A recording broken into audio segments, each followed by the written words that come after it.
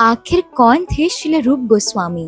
वैष्णव परंपरा में तिरोभाव तिथि को बहुत महत्व दिया जाता है, क्योंकि जन्म यानी कि आविर्भाव के समय हम किसी महापुरुष को पूरी तरह नहीं समझ पाते, लेकिन जब वो अपनी पूरी जीवन लीला दिखाकर जाते हैं तब उनकी महिमा और गहरी समझ आती है। श्रील रूप गोस्वामी वही महापुरुष हैं जिन्होंने श्री चैतन्य महाप्रभु के हृदय को समझा और दुनिया को समझाया, इसीलिए उन्हें रासा आचार्य कहा जाता है। साउथ इंडिया के एक विद्वान ब्राह्मण परिवार में जन्मे रूप गोस्वामी अपने भाई सनातन गोस्वामी के साथ नवाब हुसैन शाह के दरबार में मंत्री थे, लेकिन उनके हृदय में सिर्फ कृष्ण भक्ति थी।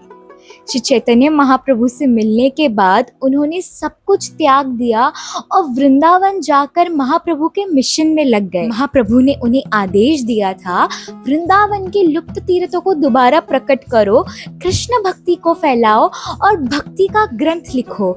और श्रील रूप गोस्वामी ने अपना पूरा जीवन इसी सेवा में समर्पित कर दिया। उन्होंने भक्ति रसामृत सिंधु, उपदेशामृत, उज्ज्वल नीलामणि, विदगधा माधवा और ललिता माधवा जैसे महान ग्रंथ लिखे, जो आज भी भक्ति का मार्ग दिखाते हैं। आपको याद है ना, हमने वृंदावन के सप्तनिधि की सीरीज स्टार्ट की थी, जिसमें हमने गोविंद देव जी के बारे में बताया था।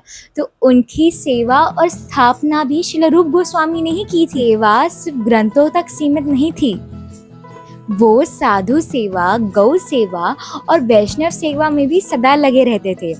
आज भी पूरी गौड़िया परंपरा उनके चरणों का अनुसरण करती है। हम सब रूपानुगा कहलाते हैं, यानी श्रील रूप गोस्वामी के अनुयायी। ऐसे महान रसा आचार्य श्रील रूप गोस्वामी को कोटि कोटि प्रणाम।